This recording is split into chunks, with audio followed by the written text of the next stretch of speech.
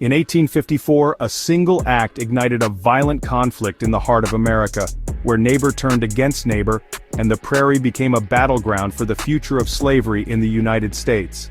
How did the Kansas-Nebraska Act lead to the chaos of bleeding Kansas, and what did it reveal about the fragility of the Union?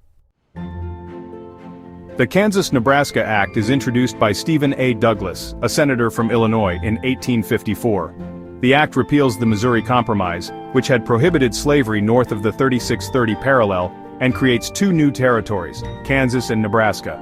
The question of slavery would be decided by popular sovereignty. The residents of each territory would vote on whether to allow slavery. This decision effectively opens up much of the western United States to the expansion of slavery, leading to even more conflict between North and South. The act sparks outrage in the North. Anti-slavery groups fear that it would allow slavery to spread further.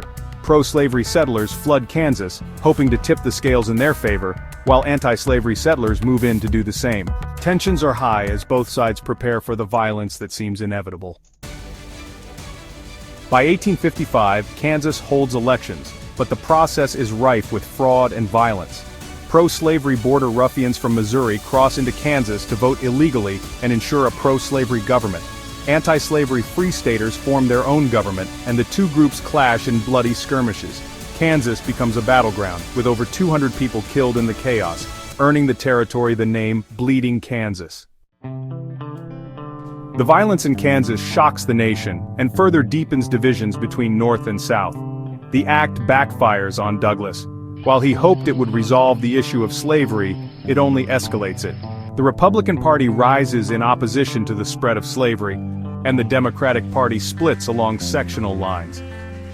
What if the Kansas-Nebraska Act had never passed? Would the violent tensions have been avoided?